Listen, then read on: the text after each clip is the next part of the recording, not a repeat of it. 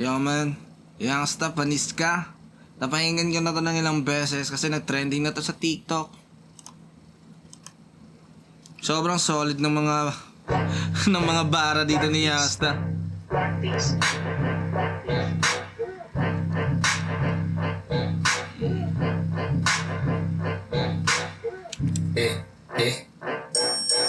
Definitely, ako tawagin mo na Youngsta kasi evidently sa Yung beat din kasi nagdala eh. Alam niyo na, intro pa lang. Ting ting. Like, oh.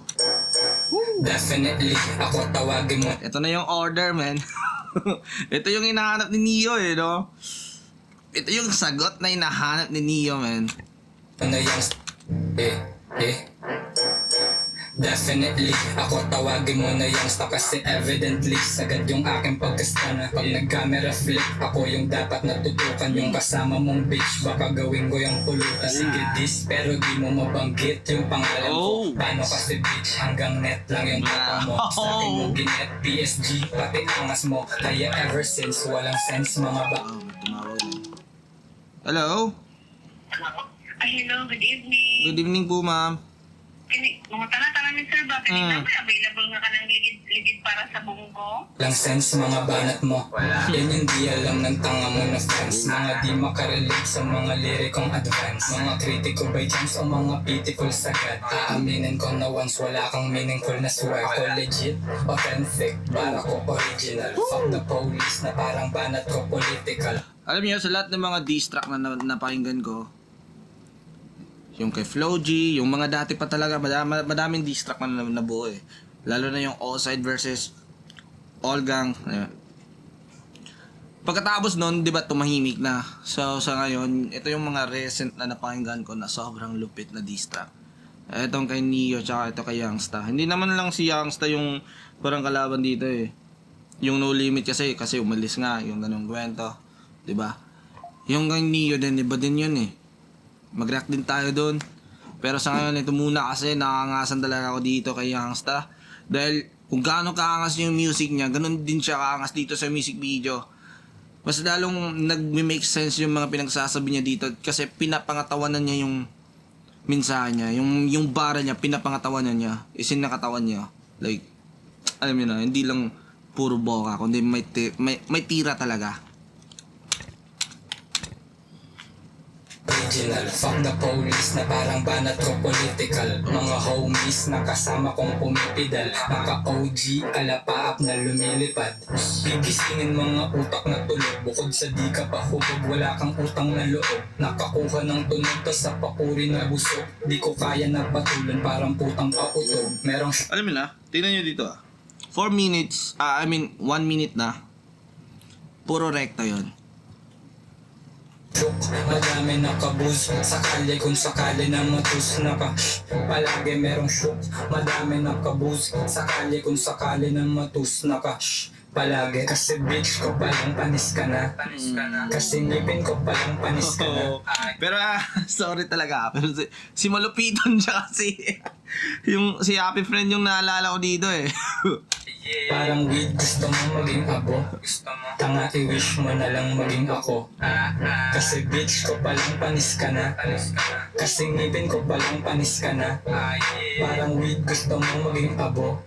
Tanga, i-wish mo na lang maging ako. Nagsifiling na gangsta, alaga ng badap. May sticky distant. Madami nag-comment kung ano ba yung badap.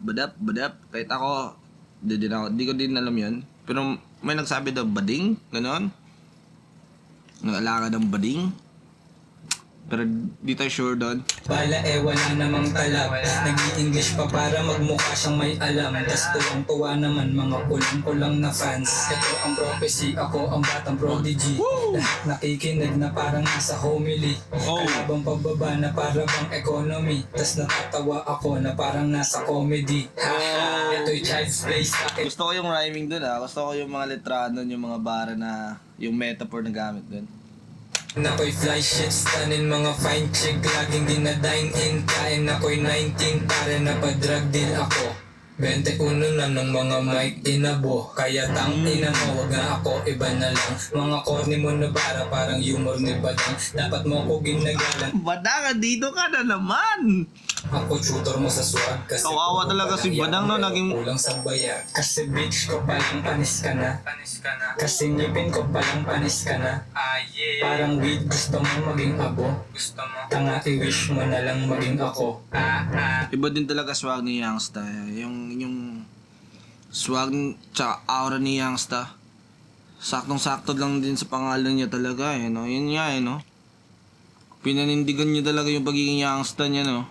Kasi bitch ko palang panis ka na. Kasi ngipin ko palang panis ka na. Parang weed, gusto mo maging abo. Tanga, i-wish mo na lang maging ako. Pagkatapos ma-expose, i-dispose na kita. Kaya wag ka mag-emote pag na-demote ka, diba? Wag ka rin mapipikon pag pinrevoke na kita. Gago di ako leon, ako yung goat. Ang ina, touch mo, mate ka. Yung lagay mo lapid daw. Oo, touch mo man, daming punchline dito si Youngsta, man. Halos lahat ng bara. One punchline na, man. Fuck you, akin na, yung lapay ko hamig na about you. Bali na, kahit may kumampi pa and that's true. Saksi ka, aking flow, tsunami na, kaya lunod.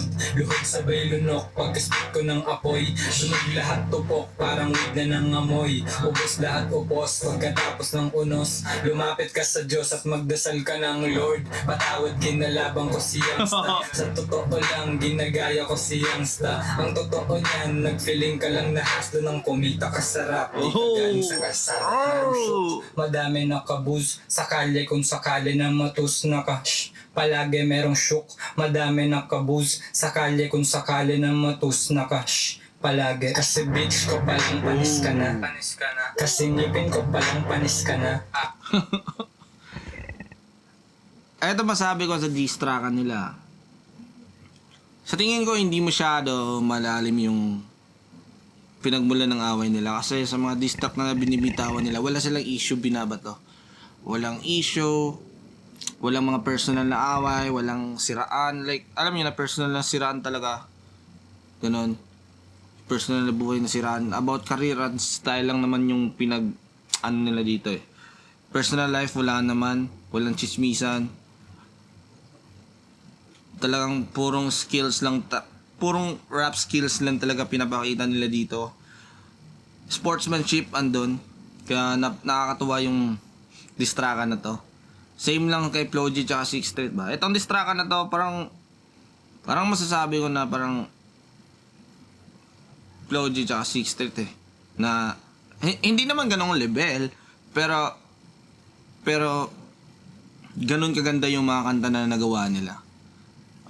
Kasi hindi natin sila pwede ipagparehas kasi ibang level na din talaga kanila Flo G tsaka 6th Street, iba na yon sila man.